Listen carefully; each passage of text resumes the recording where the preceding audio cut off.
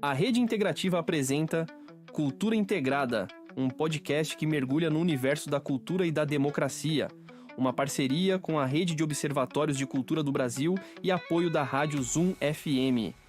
Começamos aqui o nosso podcast Cultura Integrada pela Rede Integrativa. Esse projeto é uma parceria com a Rádio Zoom FM e com a curadoria dos Observatórios de Cultura do Brasil.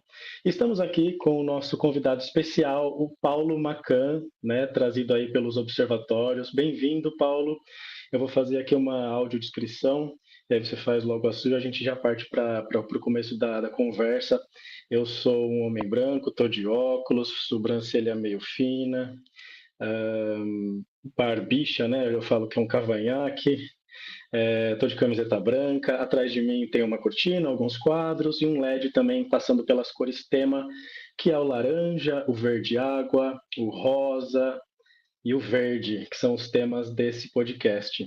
Então, estamos aqui com o Paulo, ele que é pesquisador, ele também tem vários outros conhecimentos, mas o objeto maior aqui da nossa conversa são as pesquisas que ele que ele trouxe aí junto aos editais durante a pandemia e outros assuntos relevantes também que têm a ver com esse tema.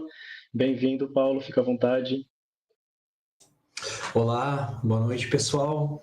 Meu nome é Paulo Macan, Primeiramente, gostaria de agradecer o convite do Ricardo. É um prazer estar aqui contigo, conversando sobre esses temas tão importantes e relevantes para a nossa sociedade. Vou fazer uma descrição também. Eu também sou um homem branco, branquelo, de olho meio claro. Sou bastante narigudo, como vocês podem ver. Tenho uma barbichinha também. Apesar de já ter meus 31, ainda tem umas espinhazinhas que saem na minha cara aqui. Aqui em Curitiba faz muito frio, então estou usando uma touca preta, estou usando um gorro por cima dessa touca preta. Aqui atrás de mim tem um amplificador de guitarra, Sou músico, sou guitarrista. Ali tem uma estante também atrás do meu lado direito com um livro do Led Zeppelin lá em cima. Tem um porta-retrato com uma guitarrinha, uma foto minha com a minha namorada, tem umas plantinhas, uns pedais de guitarra, e no centro aqui, mais do meu lado esquerdo aqui, tem um quadro de alguém tocando um violão. Uau, muito bem, já deu para a gente ter uma boa noção aí, de várias coisas na sua vida também. Você é músico, Você tem aí uma história na arte. E nesse podcast a gente tem justamente essa ideia, Paulo, de trazer pessoas que são apaixonadas pela arte, que dão sangue. E você, pelo que eu percebi, deu sangue aí nas suas pesquisas. Você pesquisou vários editais. Quantos foram ao todo? Ao todo foram 197 editais e a gente fez uns filtros, Então, desses 197, nós tiramos aqueles que não repassavam verba, e de modo que ficaram 192 editais na pesquisa. Os que não repassaram verba no sentido foi o que aconteceu? Eram, por exemplo, concessões de espaço para desfiles, coisas desse tipo, assim. Ah, sim. Porque quando a gente fala de edital, tem muita coisa que está com uma nuvem de fumaça aí na frente, Você, dentro dessa pesquisa, você encontrou algumas contradições. O que você pode já dar uma visão assim superficial para a gente que estamos tentando entender aí o que aconteceu? Certo. Para eu poder falar sobre esse assunto, eu acho que é interessante contar um pouco, para os nossos espectadores, um pouco da minha história, para entenderem como que eu cheguei nessa pesquisa que abordou os editais, Então, eu sou músico profissional, mas eu gosto de dizer que a minha carreira em música começou no ano de 2008, quando foi a primeira vez que eu pisei num palco aqui em Curitiba, E foi um festival, inclusive, da escola técnica da Universidade Federal, e me chamou a atenção, nesse festival, o repertório das bandas serem majoritariamente cover, E eu quase não vi bandas autorais ali, bandas de representatividade local. Isso me chamou a atenção. Eu tinha 15 anos de idade, Então, quando eu iniciei meu estudo no bacharelado em música na Universidade Federal do Paraná, chega um determinado momento na nossa formação que nós temos que cumprir uma carga horária de estágio obrigatória, E eu tive uma oportunidade muito legal de trabalhar num estúdio, né, aqui na cidade de Curitiba. E nesse estúdio eu fiz parte de um projeto cultural, inclusive da Fundação Cultural de Curitiba, que tinha o objetivo de digitalizar um acervo de um programa de rádio, né, que trazia bandas locais para se apresentar nesse programa de rádio. E era um programa de 1996 a 2005. E nesse ano que eu fiz o estágio já era o ano de 2013. Então já tinha ali um distanciamento temporal. E durante essa minha etnografia, digamos assim, né, que fui observando e digitalizando e editando esse material, tinha um momento que era muito interessante, né, nesse acervo, que era quando as bandas elas davam uma entrevista, né, pro produtor do programa, né, que era o Ciro Ridal, né, o produtor do programa Ciclodiano, aliás. Ele entrevistava e perguntava sobre a realidade desses grupos musicais, né? E aí os grupos musicais compartilhavam coisas do backstage, não somente da parte artística, mas do que acontecia na cena.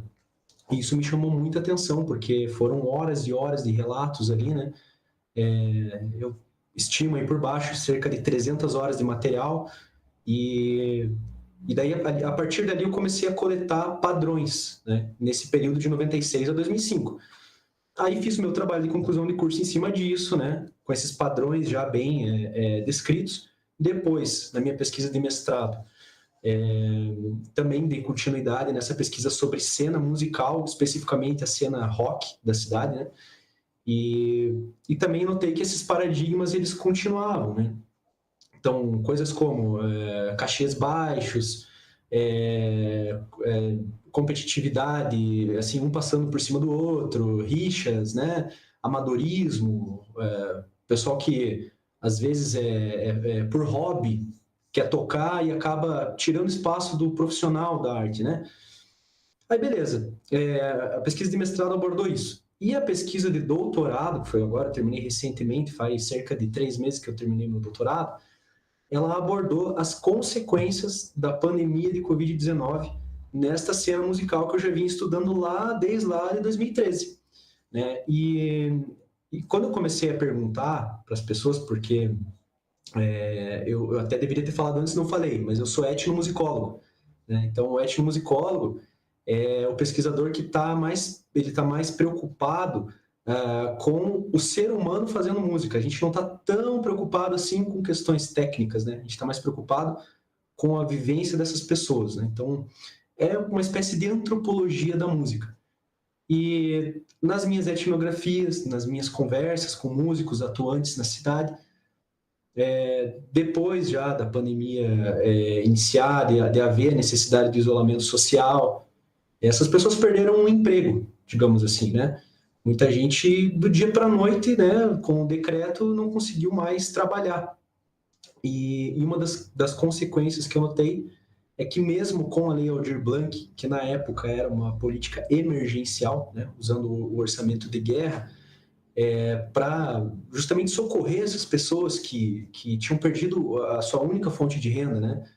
Eu descobri que essas pessoas da cena, né, que eu estudava, que era ali voltada para pessoas que trabalhavam com apresentações em bares, em pubs, essas pessoas que estavam necessitadas não estavam recebendo o auxílio, né, das políticas públicas destinadas para isso, né?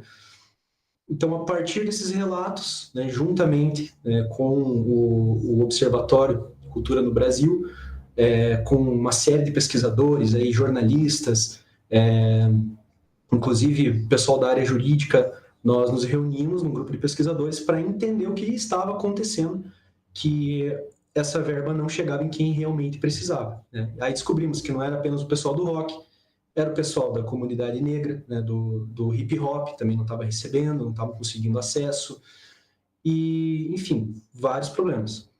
Aí, a partir disso, né, dessa problemática que nasce justamente no relato das pessoas, né, nós fomos entender, então, para onde estava indo, né, essa verba dos editais. E daí surgiu essa coisa que você comentou, né, sobre os 192 editais que nós analisamos, né, e traçamos, inclusive, redes complexas, né, mapeando, né, o que acontece, para quem que vai, como é que vai essa verba.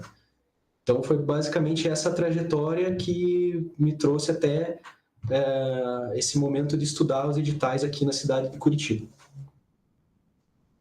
Mas aí que tá, você fala que não chegou, né, esse recurso, mas a pessoa que deveria receber esse recurso, ela não deveria se manifestar e se rebelar e, sei lá, falar alguma coisa? Foi preciso vocês estarem atrás e fazer essa pesquisa, porque então significa que se não fosse feita a pesquisa, não teria descoberto. Então, Ricardo, olha só que interessante. Um dos paradigmas da cena, né, que é descrito desde lá dos anos 80, né? Isso falando aqui desse objeto de pesquisa aqui que eu estudo, né, da cena rock de Curitiba. Um dos paradigmas é justamente a falta de união, né? O pessoal sempre fala disso, que os músicos são uma classe desunida, que eles veem no insucesso do semelhante uma oportunidade para si. Então, é uma classe que historicamente é desunida, né? E um outro problema também, né, é a própria falta de informação. Então, por exemplo, isso inclusive está na minha pesquisa, a biblioteca da Universidade Federal do Paraná ainda não publicou, né, mas está lá para quem quiser futuramente, né, quem estiver vendo esse vídeo futuramente, quiser checar. Existem relatos até de músicos que falam assim, não, isso aqui não é para gente. Verba do governo, fundação, secretaria, não, isso aqui não é para mim. Isso aqui é para o pessoal lá do jazz, é para o pessoal lá da música clássica. Eu sou um músico do rock aqui, toco em bar, isso aqui não chega em mim porque eu não sou importante. Entende? Então eles têm essa mentalidade de que eles não são, de certa forma, dignos a receber porque eles são inferiores. Então tem essa mentalidade de que não toco tal repertório, não sou filiado a tal instituição, então eu sou menos, se eu sou menos eu não tenho direito a receber. Né? Esses, os que conhecem os mecanismos. A maioria sequer tem conhecimento, né, que existe editais de fomento à cultura. Então quando você fala que não está chegando, é por conta de que não chegou a essas pessoas, elas nem chegaram a fazer um projeto, uma proposta para edital. A grande maioria nem tem conhecimento, né? Não chega nelas a informação de que elas também têm esse direito. Tá bem feia a situação mesmo, viu? Mas espero que melhore com esse nosso conteúdo. Você que está gostando desse conteúdo, já deixa o seu like. O nosso convidado é o Paulo Macan, pesquisador. Inclusive, Paulo, fala para a gente sobre o método, porque assim, pesquisa tem muitas formas de fazer. Mas parece que você trouxe um método novo, um método que é mais profundo, né? Você trouxe através de uma outra pesquisa, inclusive, pelo que eu entendi, de uma outra pessoa, foi isso? Como que foi essa descoberta desse método? Então, eu tive a honra, né, o privilégio de ser orientado por dois grandes pesquisadores, né? Então, em primeiro lugar, o professor Dr. Edwin Peter Vasquez, professor de etnomusicologia na Universidade Federal do Paraná, presidente, né, do Grupo Etnolab, né, que é o grupo de pesquisa em etnomusicologia. E primeiro, eu digo por ele porque ele teve muita coragem em aceitar uma pesquisa que aborde o rock, né? É um paradigma, ainda de certa forma é um tabu nas universidades de música, se pesquisar a música popular. Então, a música popular, ela muitas vezes é abordada por disciplinas da comunicação, dessas áreas e não pela música, porque existe um certo até preconceito assim, né, com a música popular, ainda mais o rock, né, que é uma música contestadora, é uma música midiática também, né? Então, quando eu vim para ele, né, com a ideia da pesquisa, ele não titubeou, ele adorou, ele falou, não, acho que precisa ser falado dessas pessoas, né? Porque Curitiba tem um estigma também de cidade roqueira, né? Então, há muito o que se discutir a respeito disso, tá? Mas, assim, existe essa propaganda da cidade como uma cidade roqueira. E então, por conta disso, por haver muitos espaços de apresentação rock na cidade, nós vimos que era relevante estudar isso, porque tem muita gente, né, envolvida com a prática do rock. Então, começa com o professor Edwin aceitando, né, essa pesquisa, e em seguida, também com o co-orientador da pesquisa, que foi, no caso, o professor doutor Luiz Arturo Rivas Tovar, lá do IPN, do Instituto Politécnico Nacional do México, que é, assim, um grande nome da pesquisa mundial. Assim. Ele é especialista em formação de pesquisadores. Ele teve, assim, para mim, uma honra trabalhar com ele, porque, dentre, né, as experiências dele, ele participou, né, como gestor do método de pesquisa do Mário Molina, que recebeu o Prêmio Nobel de Química em 95. Então, ele esteve nessa equipe que, de certa forma, ele ajudou nessa parte de método, né, dessa pesquisa. Então, ter ele como meu co-orientador, para mim, é uma honra, assim, inenarrável, né, diria. E quando nós trouxemos as problemáticas, né, dessa pesquisa de doutorado, ele nos apresentou o método que ele vem desenvolvendo ao longo de todos esses anos, que é o método LART. Então, o método LART, ele é um método de estrutura, na verdade. Ele é uma estrutura da pesquisa, né? Então, no caso, é um método que surge na disciplina de administração e que nós tivemos, né, o desafio de trazer ele para dentro de uma pesquisa em etnomusicologia. Porque as pesquisas em etnomusicologia, elas costumam, né, de certa forma, usar o método da descrição etnográfica, né, etnografia, e acabam sendo pesquisas com uma característica muito qualitativa. Então, tem muita análise de discurso, tem muitas entrevistas, tem muita descrição, né? E o método LART trouxe essa parte mais quantitativa para a pesquisa, né? Então, isso foi especialmente importante na análise dos editais. Nós conseguimos, a partir desse método, criar redes complexas, né? Para demonstrar o padrão coletivo, né? Digamos assim, interesse desses atores, né? Dos proponentes de projetos, das instituições, enfim, né?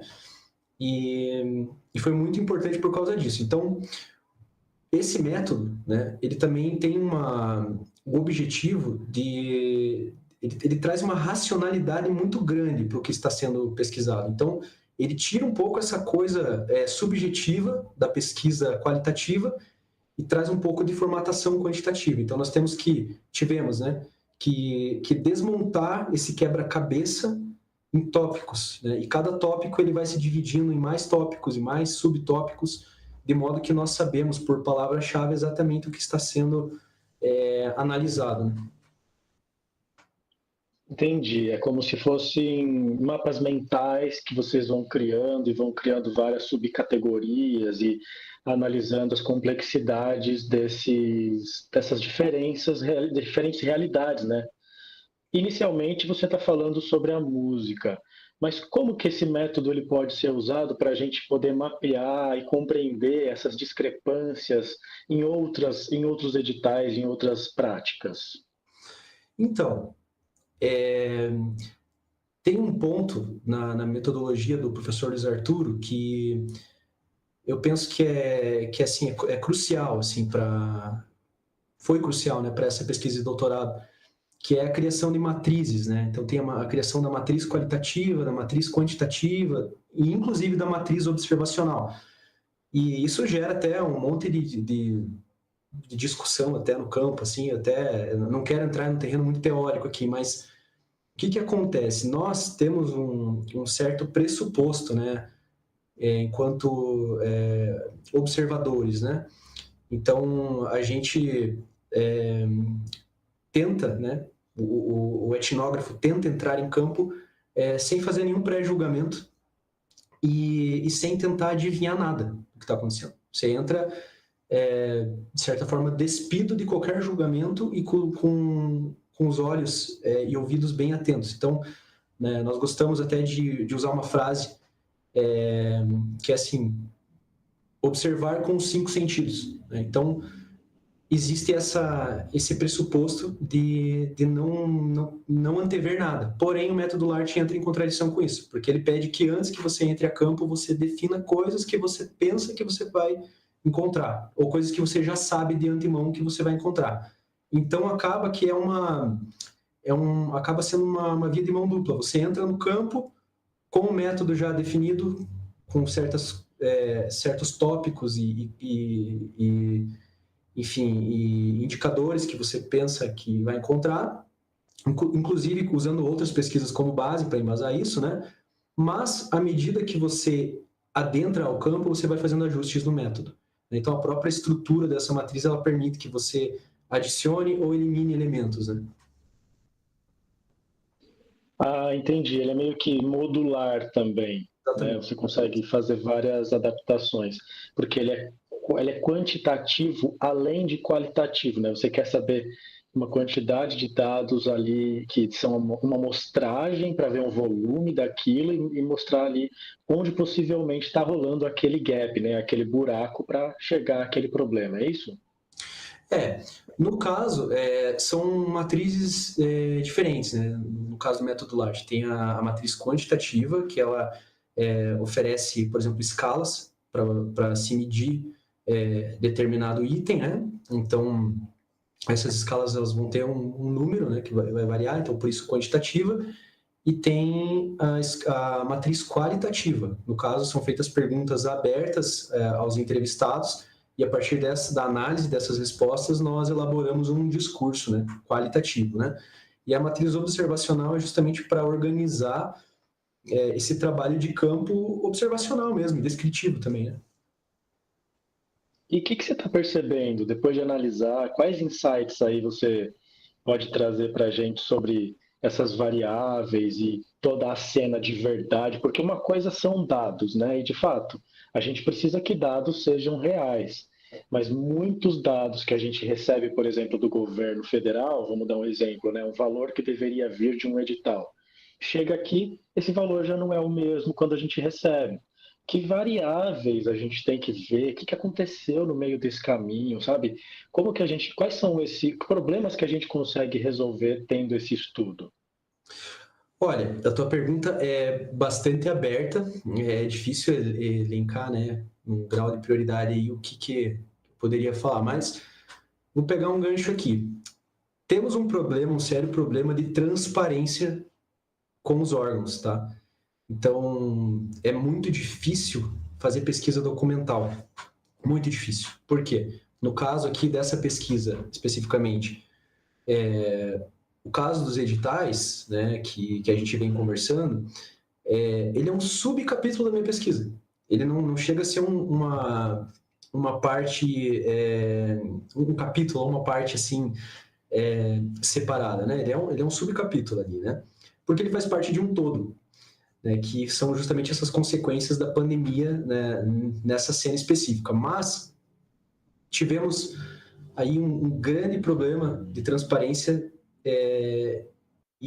para encontrar esses documentos, né, sobre a pandemia, sobre os editais, enfim. Então, não existe, por exemplo, aqui na cidade de Curitiba, uma biblioteca digital organizada em que seja possível ao pesquisador ou qualquer cidadão encontrar esses editais de resultado, né, com o nome dos contemplados, por exemplo. Não existe essa biblioteca organizada. A gente teve que fazer um trabalho, assim, eu brinco, né, que com o pessoal do observatório, do fórum, fala, é um trabalho de arqueologia digital, porque encontramos documentos que estavam em sites que não tinham nada a ver, assim, com o site oficial, né? Então, não estavam disponíveis no site oficial. E isso é um descaso com a transparência, porque eu penso que para a pesquisa documental é necessário que tenha esse acesso à informação de forma facilitada. A gente não tem que implorar por informação, a informação tem que estar disponível, ainda mais se tratando, né, de dinheiro público, né? Então, assim, você falou, né, do dinheiro que é liberado e que às vezes não chega, né? É muito difícil traçar no nível que nós estamos de pesquisa, porque nós não temos acesso muitas vezes à maior parte desses documentos, né? E não temos parte também dos feedbacks depois que os projetos são executados, né? A gente não sabe qual é o relatório, de qual é o impacto desses projetos que foram contemplados. E você fez esse estudo principalmente na época da pandemia, na Lei Aldir Blanc, quando começou esse recurso, quando ela era ainda emergencial. E esses feedbacks que você trouxe, que você estudou, você conseguiu ver o impacto desse investimento, vendo agora de uma forma bem concreta, vamos dizer assim? A gente consegue traçar aí um resultado bom desse investimento todo que foi aí na pandemia com seu estudo? São muitas as críticas, né, ao resultado dessa política pública, assim. Eu penso que, enquanto uma política que na época era emergencial, que tinha o objetivo de socorrer as pessoas, né, ela, as pessoas que ela conseguiu atingir, ela conseguiu prover renda, né, era a necessidade mais importante ali dessas pessoas naquele momento, né. Mas se a gente falar de impacto social, assim, de formação de plateia, de alcance de público-alvo, eu penso que foi irrelevante. Não teve, assim, um impacto na carreira desses artistas, não foi uma política que conseguiu proporcionar um alcance maior de público. E eu também penso que nem era esse o objetivo. O objetivo era socorrer, né? Era de certa forma, ajudar as pessoas e as pessoas fornecerem cultura como retorno, né? Mas, por outro lado, levando a discussão para os próprios editais de cultura, aqui tendo como base essa amostra aqui de Curitiba, né? O que se é produzido por meio de lei de incentivo ou por meio de editais dialoga muito pouco com a sociedade. Então, nós temos uma classe, uma elite, eu diria, especializada em aprovar projeto e em produzir, mas que não forma público. Então, é comum, por exemplo, espetáculos nos espaços públicos aqui de Curitiba que tem um público completamente irrelevante, cadeiras vazias. A pessoa apresenta ali faz um show de música ou um espetáculo de teatro, de dança para ninguém, né? Porque a política pública, ela, ao meu ver, na minha opinião, ela está mais relacionada, né, ao fomento da produção e não o fomento de uma estratégia para que isso alavanque, de certa forma, a carreira dessas pessoas, né? Então, sim, nós fizemos um breve levantamento, né, sobre o alcance desses produtos culturais, né, produzidos nesse momento e, por exemplo, no próprio YouTube da Fundação, né, tem vídeos que tinham 2 visualizações, né? Então, às vezes, nem a família da pessoa viu, né? Então, isso é algo que chama atenção, né? Essa falta de diálogo com o público local da cidade. Sim, parece que não é de interesse. Eu não sei se eles têm uma preocupação, sabe? Não tem equipe na prefeitura para poder já divulgar os eventos. Eu percebo aqui também na prefeitura, às vezes eles fazem a divulgação de um evento que os eventos da Lei Paulo Gustavo, por exemplo, que deveriam entrar na agenda cultural da cidade, é como se eles não colocassem, não entra ali. O próprio proponente tem que fazer a divulgação. Eu estou tentando ver como que a gente pode fazer para levar essas informações, porque principalmente a rede integrativa, ela foi contemplada no edital da Paulo Gustavo. E eu vejo pouca divulgação do meu projeto aqui na prefeitura, por exemplo, entende? No máximo que tem é o meu mesmo, a minha própria divulgação. Mas, Paulo, vamos parar de chorar, porque a gente tem aqui que falar sobre coisas, né? Contemplar todo mundo aqui, falar sobre os desafios e como que a gente pode superar eles, né? E todo essa pegada da cultura, ela traz muitos ônus, né? Eu percebo que não é todo mundo que tem interesse em que as coisas funcionem, em que as coisas aconteçam. E você, acho que mencionou num estudo, alguma conversa nossa lá também no brainstorming, que houve uma perseguição de um jornalista, de alguém, de algum pesquisador, por conta desses estudos que estavam acontecendo. Conta pra gente o que que aconteceu aí. Certo. Bom, nós temos várias histórias, né, desse tipo, né? Várias histórias. Inclusive, tem muitas coisas que nós não podemos afirmar, né? Eu gosto de dizer que são hipóteses, né? Então, nós temos aí como hipótese, sabe, a hipótese de que há um grupo que faz lobby, né? Influenciadores que por fora manipulam e mexem ali os pauzinhos dos contatos para a coisa acontecer ao favor deles, né? É uma hipótese, tá, gente? Né?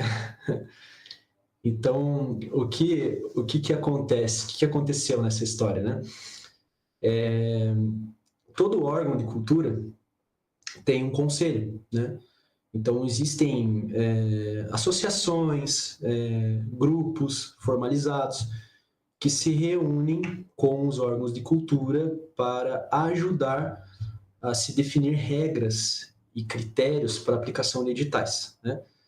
Então, essas pessoas que ajudam a definir regras de editais, por exemplo, são pessoas em posição dirigente, pessoas que têm influência, e aí é uma influência formal, né, para elaboração de regras. Então, é visto com maus olhos. Eu não tenho aqui, eu reitero, eu não tenho formação jurídica, tá? Nós temos um pesquisador no nosso grupo que é jurista e ele saberia informar muito melhor isso, até inclusive acho que ele já conversou contigo numa outra oportunidade, né? Mas não é visto com bons olhos, não é visto com moralidade que uma pessoa que senta na mesa de um órgão de cultura a fim de definir regras para editais, que essa mesma pessoa seja contemplada com verba do edital ao qual ela ajudou a constituir as regras, certo? Não é visto com bons olhos isso, né? Pois então, nós descobrimos, né, o Fórum de Cultura, junto com o Observatório, descobrimos que havia uma irregularidade desse tipo, né? E começamos a denunciar e saiu em matéria de jornal. Isso já era, se não me engano, 2021, 2022, assim, não me recordo muito bem o ano, tá? E daí, uma dessas pessoas, né, que ocorreu, né, isso que eu acabei de narrar, se sentiu muito ofendida por ter sido denunciada e resolveu processar um dos pesquisadores, né? Então, foi até, assim, um caso interessante, porque a justiça, ela, quando é uma pessoa que tem uma renda inferior a não sei quanto lá, ela consegue justiça gratuita, certo? Nesse caso, era um caso que a justiça não era gratuita. Então, a pessoa teve que pagar a justiça para processar um dos pesquisadores. E quando chegou na hora da audiência, tínhamos provas, né? Pilhas de provas e documentos de testemunhas. Inclusive, eu estava lá, né, para testemunhar a favor desse colega pesquisador. E daí a pessoa pediu para fazer uma conciliação e viu, certo, que o cenário estava muito desfavorável para ela e pediu para fazer uma conciliação, né? Então foi esse o caso, né? Isso foi algo assim que nós entendemos como uma grande vitória, porque inclusive no discurso de uma das pessoas, não lembro se era o juiz ou se era um promotor, não me recordo direito do cargo da pessoa, mas era uma autoridade. Eu lembro que foi falado assim, que não se tinha mais espaço para sequer discutir a moralidade disso, né? E que era algo assim que não cabia mais espaço, porque isso já estava resolvido, né? Era algo que era inaceitável, uma pessoa que está numa posição dirigente, né? Que ajuda ali a definir regras, ser contemplada. Então, assim, existe, né, uma hipótese, essa hipótese existe de que há esse lobby de pessoas influenciadores que recebem, se beneficiam, né, das regras, né? Então, não é apenas a pessoa em si, é ela, é o cônjuge, é a empresa que ambos são sócios, entende? Que os três ali, no caso, essas três entidades acabam aprovando edital, né, projeto em edital. Então, isso é um grande problema, porque acaba se criando esses acumuladores. Então, a pessoa ela detém esse capital, né, esse domínio para submeter projeto, e também ela influencia. Com a posição que ela ocupa, ela influencia. Então, ela aprova o projeto, o esposo ou a esposa aprova um projeto, a empresa dele ou dela aprova projeto, o filho, o sobrinho também aprova projeto. Depois um vai trabalhar no projeto do outro, também receber pelo trabalho que fornece um ao projeto do outro. Então, isso é um grande problema que nós temos como hipótese, tá, pessoal? Como hipótese, que tem que ser combatido, né? Deveria haver mecanismos mais eficientes para que isso não acontecesse. Então, foi por conta dessa grande contradição, né, que aconteceu esse caso em que a gente conversou previamente. Nossa, o pessoal está aqui indignado e, pelo jeito, parece que é uma prática que é comum. A Benedita, aqui no chat, está falando, quando tem na cultura membros que trabalham na secretaria e colocam projetos, isso é permitido, né? Se a pessoa tem um acesso ali a alguma coisa, a um prefeito, a um vereador, a um senador, ela vai acabar usando desse acesso para conseguir beneficiar quem está ali dentro daquele esquema, né? Mas a política, ela não é isso? Você acha que isso não é... Tem alguma coisa que você viu aí no seu estudo que poderia evitar, sei lá, colocar algum critério diferente, mais transversal nos editais? A gente está tentando, né, Paulo, chegar nesse lugar, mas o que os seus estudos trouxeram aí que dá para a gente evitar alguma solução? Só dando um passinho para trás ali para fazer um comentário sobre o que você disse, né? A política, se ela for assim, de certa forma, ela está negando a democracia, né? Então, ela não é democrática, né? Então, penso que o objetivo não somente da lei de incentivo, mas da lei emergencial, é democratizar o acesso à produção e não concentrar, né? Então, o que nós notamos é que há uma grande concentração, né? Eu posso falar mais também sobre como foi feita essa pesquisa com editais, os critérios que nós utilizamos, mas eu até tenho uma posição um pouco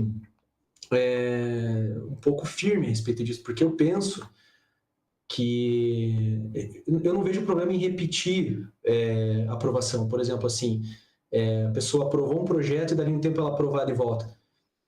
Porém, esse tempo que é o problema, porque às vezes a pessoa aprova o projeto num ano, no ano seguinte ela aprova de volta, aí no ano seguinte ela aprova de volta, e assim por diante. E daí os novos que tentam chegar não conseguem, porque as pessoas mais experientes, que têm mais históricos, aprovam ano após ano.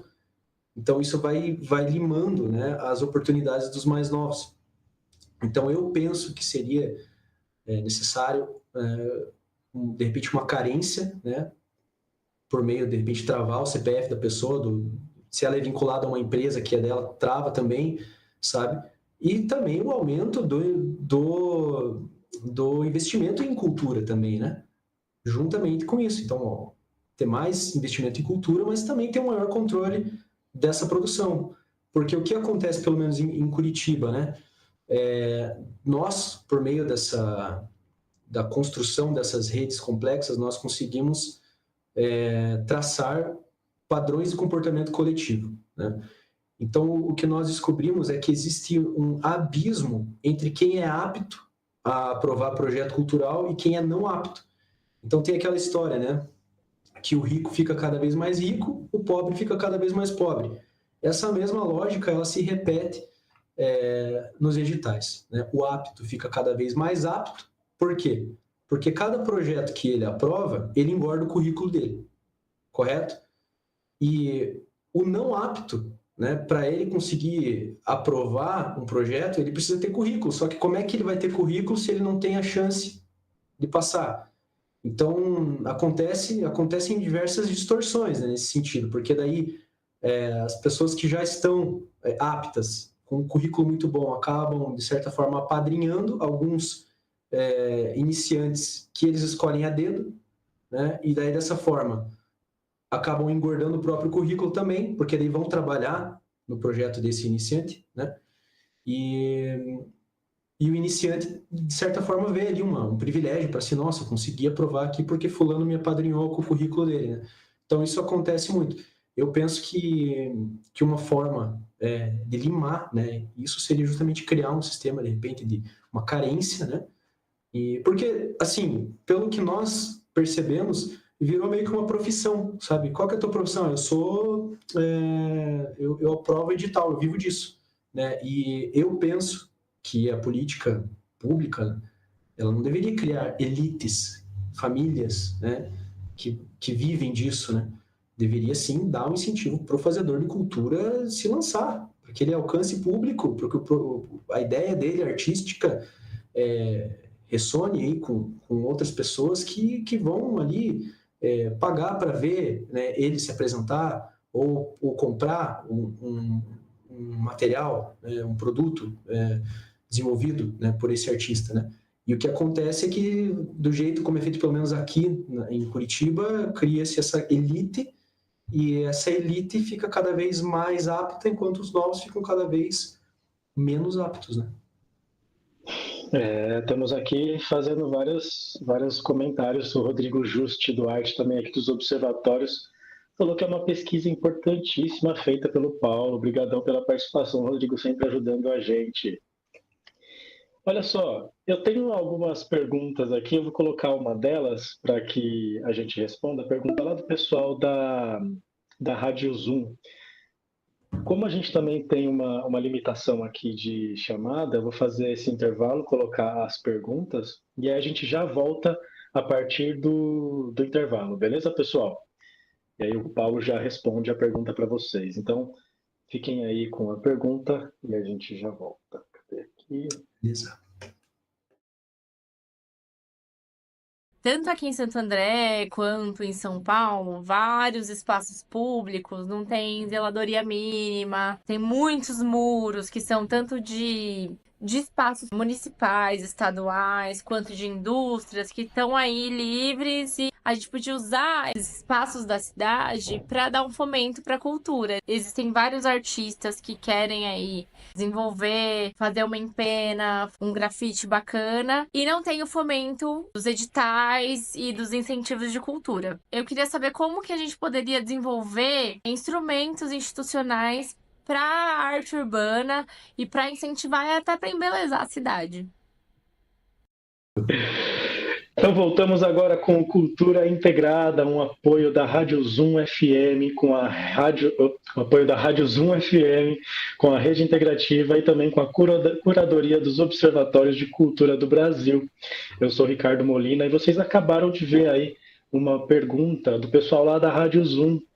E a Beatriz, que ela é artista urbana, fez uma pergunta aí sobre os espaços, né? E também sobre como melhorar o incentivo para algumas linguagens que às vezes não são tão vistas, né, Paulo? Então, comenta aí para a gente, por favor. Muito legal, Beatriz. Muito boa pergunta. Em toda instituição, né, toda organização, é sempre necessário, né, pensar formas de se visibilizar e, de certa forma, também de horizontalizar, né, a importância das diferentes artes, né, das diferentes expressões, né? Então, eu penso que existe, sim, né, a possibilidade do município, por meio dos seus gestores culturais, criar, sim, editais, por exemplo, né, no caso, você deu o exemplo de murais, de repente, né, que estão ali subaproveitados. Penso que é possível mapear esses locais e, de repente, por meio, inclusive, de uma associação cidadã, né, você com demais colegas, né, levar essa ideia para que os órgãos entendam que é uma demanda que vem da população, que a população enxerga isso como algo relevante para a cidade, e a partir dessa demanda, os gestores, né, iniciarem um processo aí de seleção, né, de artistas para criar esses murais, de repente com matemática que reforce aí a cultura local, né, que traga símbolos locais, né? Eu acho que é interessante, que é possível sim. Essa pergunta dela traz muitas outras perguntas de fundo que você fez na pesquisa, que é em relação sobre a pressão de algumas linguagens, para entrar em algumas linguagens, né, nos projetos, alguns valores determinados, algumas estéticas pré-estabelecidas. Que você pode dizer para a gente da relação de covers, músicas autorais? Você que trabalha mais nessa pesquisa de música e artista nesse sentido, faça essa fita para a gente aí. Certo. Bom, nesses espaços, né, sempre existem tensões, né? Tensões entre o que é mais digno e o que não é digno, digamos assim. Então, a forma como nós enxergamos a sociedade nessas pesquisas, né, é uma forma que vem lá do pensamento de um grande pensador chamado Pierre Bourdieu, que ele vai explicar a sociedade justamente, né, como esse tabuleiro de xadrez, né, em que existem tensões sociais, existem disputas, né, por capital, né, capital simbólico, capital cultural. Então, esses capitais, eles estão todos em jogo, né? E os atores tentam adquirir para si esses troféus, né? Como uma forma de distinção, para dizer assim, eu sou mais importante que você. Então, o que acontece? Na universidade existe um critério do que é mais importante. Por exemplo, no curso de música, existe historicamente uma supervalorização da música europeia, né, dessa tradição europeia, sobre os demais tipos de música. Então, fazer pesquisa, por exemplo, sobre rock, ou sobre música indígena, ou sobre carnaval, é algo que dentro desse meio, dentro desse campo acadêmico, dos cursos de música, é visto como ainda inferior, né? Então existe essa coisa do eurocentrismo, né? O europeu acima dos demais. Isso já vem sendo há muito tempo criticado, tá? Já diminuiu bastante, não é assim tão drástica essa diferença, mas existe. Da mesma forma, existe na cena. Por exemplo, aqui em Curitiba, eu brinco, falo aqui com o pessoal da pesquisa, que muitos dizem que Curitiba é a cidade do rock, né? Tem todo um apelo de mídia, de propaganda sobre isso. E eu gosto de brincar que não, que Curitiba não é a cidade do rock, Curitiba é a cidade do cover, né? Então, porque o curitibano, inclusive isso é uma crítica que já era feita lá nos anos 50, quando o rock chega na cidade, por meio daquele filme, né, ao Balanço das Horas, né? Rock Around the Clock. Chega em Curitiba lá nos anos 50. Inclusive, essa publicação é do Manuel Neto com o José Márcio, se eu não me engano. Eles falavam que o Curitiba não estava preparado para o rock and roll, e eu brinco que até hoje não está preparado, porque o rock, ele não é a música que fez sucesso lá do Metallica, ou não é as músicas que fizeram sucesso do AC/DC, dessas bandas que ficaram famosas, não é isso. O rock, ele é uma postura contestadora, e a música é uma forma sonora de comunicar isso. Então, o rock, ele é um comportamento contestador, né? Surge dessa forma lá nos anos 50 e se perpetua, se desdobra ao longo dos anos dessa maneira, né? E até hoje, a cidade, ela replica na sua agenda cultural dos bares de rock locais essa lógica colonial, né? E o que vem de fora, o que fez sucesso lá fora, nos Estados Unidos, na Inglaterra, na Europa, é bom. E o que vem daqui, embora as bandas locais sejam excelentes, tenham letras e tenham uma sonoridade excelente, do ponto de vista técnico, falando aqui, elas não têm relevância nesses locais, ou tem muito pouco, né? Então, é comum críticas, por exemplo, de artistas de heavy metal, né, usando como exemplo aqui só, que falam, poxa vida, fui tocar num festival lá no domingo, deram meia hora para minha banda tocar, não pagaram cachê, e eu tive que sair às pressas para dar tempo da outra banda que ia tocar depois, entrar, e depois tinha outra para tocar, e outra, e mais outra, e no pior horário, sabe? Então nunca, as bandas autorais dificilmente estão nos melhores horários, né, desses locais. O que é mais, que dá mais certo são essas bandas realmente cover de grandes hits, né, da história do gênero musical rock. Então, existe também na cena musical, da mesma forma que existe no campo acadêmico, existe essa disputa entre o que é digno e o que não é digno, né? O que é bom e o que não é, né? E o critério muda, né? Mas a lógica é a mesma. Então, o critério na cena é o que é famoso é bom, o que não é, é ruim. É autoral? Ah, então não é famoso. Putz, não é tão bom. Eu lembro uma vez, eu vou compartilhar uma história aqui com vocês. Eu fui tocar num pub bem famoso aqui de Curitiba, e eu tinha uma banda com um nome bem grande, assim, um nome bem grande, difícil de pronunciar tudo. E a gente se vestia assim, meio anos 70, sabe? Chapéu, lenço, umas coisas assim, bem anos 70, assim. E fui chegando no bar, né, para montar minhas coisas. E beleza, ali, uma senhora me puxou, assim, ela devia ter uns 50 e poucos anos, assim, ela me puxou, perguntou o nome da banda, eu falei, o que vocês vão tocar? Eu falei, rock and roll. Nós vamos tocar rock and roll. Ela, legal. Aí a gente tocou, né? Era nosso trabalho, então a gente se adequou às normas da casa. Então a gente tocou covers, né? Até porque não existe muito esse espaço para música autoral nesses lugares. A gente tocou Aerosmith, Kiss, Led Zeppelin, Deep Purple, só bandas lá do A, né? Assim, sucessos dos anos 70. E ao final do show, a mesma senhora me puxou e falou assim, nossa, adorei o show de vocês. Quando você me falou aquele nome comprido, que eu nem lembro qual que é, eu achei já que vocês iam tocar essa merda de autoral. E eu já achei que ia ser horrível o show, e vocês me surpreenderam, vocês tocaram só coisa que eu gosto. Aí eu falei, muito obrigado, legal. Mas depois eu fiquei pensando, né? O que ela teve coragem de me falar, muitas pessoas já pensaram, né?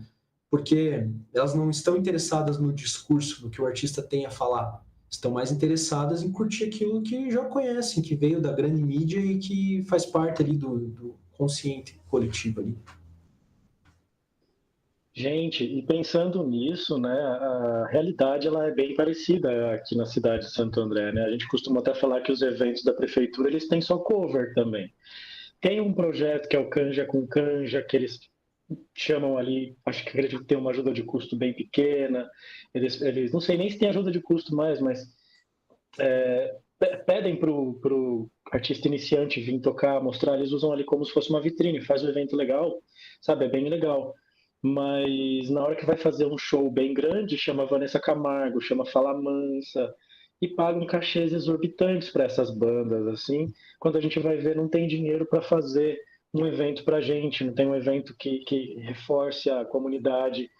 Então a gente fica se sentindo, às vezes, até ruim, né? Mal, não tão dando valor para o que é interno, para o que é essa cultura de dar valor para o que não é, porque é exterior, né, que você trouxe. Eu penso que é um debate que é pouco explorado, né, pelos gestores culturais, é justamente a formação de plateia. Incentivar a escuta, né? Incentivar a descoberta de coisas novas e usar a arte também como instrumento para incentivar o pensamento, né? Para se perceber como um cidadão, né? Então, aí a gente pode até aprofundar um pouco o debate e pensar que isso é proposital mesmo, porque é um instrumento de dominação, né? Não deixa de ser. Quando o gestor público priva a população de entrar em contato com a arte que vai falar da realidade dela. Então, ao colocar artistas populares, né, que são, de certa forma, superficiais, né, que estão ali pelo entretenimento apenas, não deixa de ser uma política do pão e circo e de limitar justamente a formação do pensamento crítico, né? E a arte, ela é um instrumento poderoso, né, de formação do pensamento crítico. Uma vez eu vi uma imagem do pessoal com arma dentro da Lesp, acho, que estava rolando uma manifestação, aí um amigo meu comentou assim, pois é, a arte é perigosa, sabe? Por isso que os caras estão armados lá, estão com medo da gente, se a gente pensar e eles não terem o que fazer, então eles têm que ostensivamente manter a gente no cabresto, né? É, Mas vamos fazer o seguinte, a gente tem uma pergunta também aqui do Clóvis, eu vou colocar ela para o pessoal, você aguarda um pouquinho aí? beleza. Santo André tem uma lei de incentivo fiscal, mais ou menos mesmo nos moldes da Lei Rouanet, né? Baseada no ISS, que é o Imposto sobre Serviço. Você tem uma grande empresa que gera muito ISS, você pode pegar uma parte dessa e destinar, fazer um edital e destinar para entidades culturais utilizarem em projetos culturais. Essa lei em Santo André, da forma como ela está hoje, que é a Lei Loló, é uma legislação que não atende mais às empresas, o porte de empresas que a gente tem em Santo André. Então nós estamos, inclusive, propondo um processo de revisão dessa legislação para tornar Santo André um espaço que a gente possa ter incentivo do setor privado também para o movimento cultural. Não como uma forma de substituir legislações importantes como a Lei Aldir Blanc e a Lei Paulo Gustavo, que são orçamento público estrito, né? Mas como uma forma de complementar ou de suplementar a cena cultural da cidade. Então eu também queria ouvir um pouco do que ele pensa a respeito disso, né? Dessas legislações. Estamos de volta aqui. Pois é, esse daí foi o Clóvis Girardi. Ele trouxe uma pergunta também lá do pessoal da Rádio Zoom, que tem toda sexta-feira um evento de chill out. É um eventinho legal para vocês conhecerem melhor a rádio. Fica já o convite aí para vocês participarem lá desse evento. A partir das 7 da noite, nas sextas-feiras, estamos lá. Diga aí, Paulo, o que você pode comentar dessa pergunta do Clóvis? Certo, né? Sobre os interesses das empresas, né? Bom, a minha postura, né, em relação a essa temática é uma postura crítica, né? Então, eu penso que, de forma geral, existe esse interesse em marketing, então, que não é algo negativo, mas eu penso que o interesse no marketing não poderia, né, limitar ou moldar as expressões artísticas dos fazedores de cultura. Deveria ser uma colaboração, né? Então, e o que acontece na prática, no caso, por exemplo, ele citou a Lei Rouanet também, já, na verdade, isso é senso comum, assim, entre os proponentes, né? Fazer o projeto já pensando nessa necessidade de marketing para a empresa, né? Então, eu penso que a empresa em si, ela já está se beneficiando quando tem um artista carregando a marca dela para um público, né? Então, acho que é importante, sim, pensar uma forma desse imposto que é abatido chegar em mais pessoas, né? E novamente, de forma horizontal, não de forma que isso crie mais concentração entre grupos que já estão estabelecidos e que sabem jogar o jogo, né? E que seja algo mais democrático. Então, o meu pensamento a respeito dessa relação empresa-cultura é nesse sentido, né? Com certeza.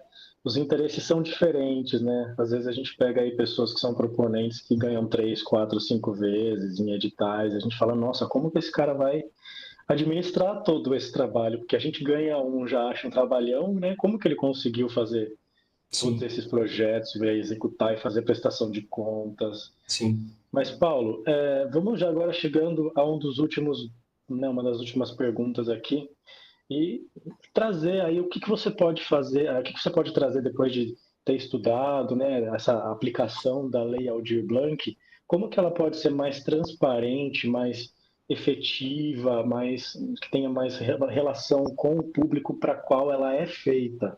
Traz aí alguns tópicos para a gente, para ver se a gente consegue aprender para as próximas.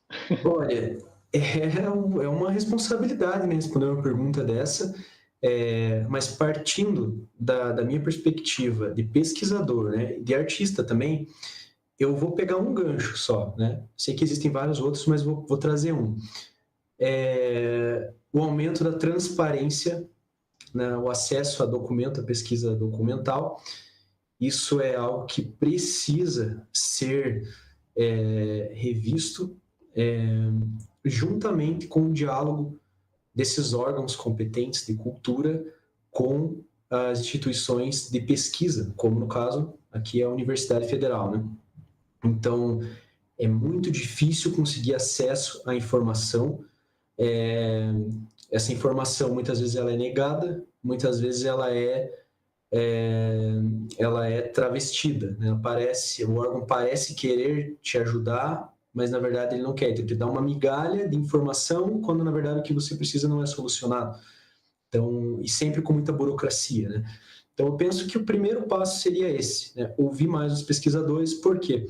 Porque o pesquisador, o intuito da pesquisa é entender a realidade, né? E, a partir do entendimento da realidade, fornecer informações aos órgãos gestores que sejam capazes, né, de, a partir dessas informações, promover mudanças, né, nessas políticas. Então, o ponto mais importante, na minha opinião, é esse: a transparência e o diálogo com as instituições de pesquisa. Porque o intuito também, né, eu penso, né, que a pesquisa ela precisa ter um papel social. Se ela não dialoga com a sociedade, ela não é útil do ponto de vista social, né? Então, temos que trazer melhoramentos para as nossas políticas públicas, né, a partir da pesquisa. E é muito difícil trazer pesquisa, trazer dados com essa falta de transparência. Então, por exemplo, uma criação de um banco de dados atualizado, que seja confiável e que seja de fácil acesso, né, para o pesquisador e mesmo para os órgãos. Por exemplo, essas informações que nós demoramos meses para coletar foram cerca de 24 mil linhas de Excel, né, preenchidas para análise desses e para que fosse traçado esses padrões de comportamento coletivo, né? Isso demandou de nós, pesquisadores, um esforço descomunal para conseguir preencher tudo isso com a qualidade até dos documentos que eles provinham, né? Então, esse é um ponto muito importante que precisa ser revisto. E, inclusive, saiu, né, em 3 documentos oficiais que a gente até comemorou quando saiu, né? Saiu num relatório do TCE, saiu num relatório da CGU e também saiu no Diário Oficial da União, né, algumas sugestões e algumas críticas a esses órgãos que eu vou dizer aqui para vocês, mas parecia, tá? Parecia, não estou dizendo que foi, parecia Ctrl+C, Ctrl+V das recomendações aí do Observatório de Cultura, né? Então, esse ponto da transparência é fundamental e acho que tudo vai partir daí. Com certeza. Eu acho que falta também um pouco de capacitação dos gestores para que a gente consiga, sabe, boa vontade dos gestores, das pessoas que participam desse processo, para que a gente tenha acesso, porque é uma premissa, não tem como discutir, sabe? Já está na Constituição, já está na Lei de Acesso à Cultura, de acesso à informação, de transparência. Acho que a gente está só chovendo no molhado e parece que isso...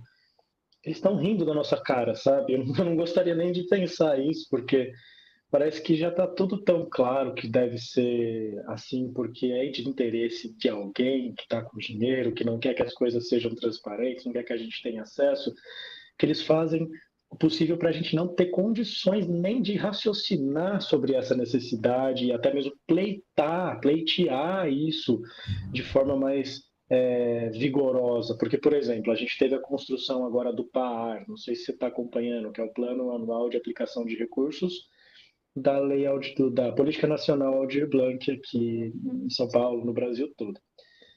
E E a gente não sabe se o que esses editais estão prometendo, né, que foi uma sugestão do MINC, né, os critérios, a gente fez o plano, o que a gente ia destinar os recursos para prêmios, para projetos, para lugares. E aí eles devolvem a gente, depois que a gente envia isso para a AR, uma sugestão de como que eles querem que a gente faça. Tipo assim, ninguém nem tá aí do que a gente mandou para eles, eles já mandaram a sugestão. E aí fico pensando, não tem nada relacionado à transparência, de fato, nesses editais, né? Que esses dados eles têm que ficar num portal, todo mundo tem que ter acesso aos pagamentos, ao projeto. Isso não tem, acho que eu nunca vi assim tão forte nos editais, que tem que ter esse tipo de contemplação, sabe? Então, eu acho que isso também é uma falta de boa vontade das pessoas que estão fazendo esse processo, né? Porque estimular a diversidade, a inclusão, eles estão fazendo aí vários critérios para que seja para a área periférica, de que a pessoa tem que estar em área periférica para ser proponente, por exemplo. Isso são coisas que ajudam, né? Mas será que somente essas características já são suficientes? Você acha, Paulo, que essas características de acesso, de inclusão, de critérios de avaliação, você acha que isso também tem que ser revisto dentro do estudo? Sem dúvida. Enquanto você falava, eu fiquei pensando aqui, né, que o aumento da transparência dos dados vai permitir, né, não somente aos pesquisadores, mas os próprios órgãos fiscalizadores, né, estabelecer padrões. Então, aquela pergunta, né, é uma hipótese, existe um lobby? Ela poderia ser respondida por meio do traçar desses padrões coletivos, né? Abrindo, no caso, esses documentos. Assim, um sonho meu como pesquisador é poder ter acesso a todos os projetos culturais aqui do órgão municipal dos últimos 10 anos. Se eu tivesse acesso a isso, eu poderia traçar o padrão coletivo desses últimos 10 anos. A gente conseguiu uma pontinha do iceberg, né, com essa nossa pesquisa, porque nós analisamos 8 anos, né, 4 anos antes da pandemia, 4 anos após, comparamos e vimos que as mesmas pessoas que ganhavam lei de incentivo ganhavam muito lei Aldir Blanc. Então, isso já é um indício, mas ainda não prova essa hipótese, por isso ela continua sendo uma hipótese. Então, sem dúvida, isso precisa de boa vontade do gestor, e muitas vezes essas pessoas, né, que formam essa elite são pessoas que já são aí, membro de bases partidárias, já estão envolvidos com política. Então, mexer nisso é mexer num vespeiro também, mexer na transparência é mexer num vespeiro. Então, não há interesse, uma hipótese é que não há interesse por conta disso, né? Porque mexer justamente nessa transparência é mexer com o próprio, às vezes o próprio gestor que está lá tomando decisões, né? Então, penso que é isso, transparência em primeiro lugar. Sim. E se a gente for pensar também, Paulo, o fortalecimento dessas redes que vão acontecendo, se tiver, né, assim, essa movimentação, esse impacto todo, vai acabar fortalecendo a sociedade civil. E eu acho que vai chegar uma hora que a gente vai ser tão autogerido, pelo menos é a minha intenção, né, de que a gente não precise mais de governos totalitaristas, sabe, que detêm todo o poder para eles e acabam manipulando as informações, a mídia, os critérios de avaliação do que é bom, do que é ruim, o que é arte, o que não é, o que tem que ser valorizado, o que não tem. Então, acho que se a gente pegar justamente o que estamos fazendo aqui nesse podcast, o que a Rede Integrativos, a Rede de Observatórios, tantas outras frentes de pesquisa, de trabalho, de construção de conteúdo estão procurando, eu acho que daqui a pouco a gente vai conseguir, viu, Paulo? Pelo menos é a minha intenção ampliar essa voz, o seu estudo. Quem gostou também, eu queria pedir, por favor, de acessar os diretórios que estão aqui na descrição do vídeo. O Paulo, junto com os observatórios, fizeram aí um estudo muito completo, né? Bastante PDF que vocês têm. Aí na descrição do vídeo tem um link do Google Drive com os PDFs abertos para vocês poderem dar uma explorada lá. E também tem o Instagram do Paulo.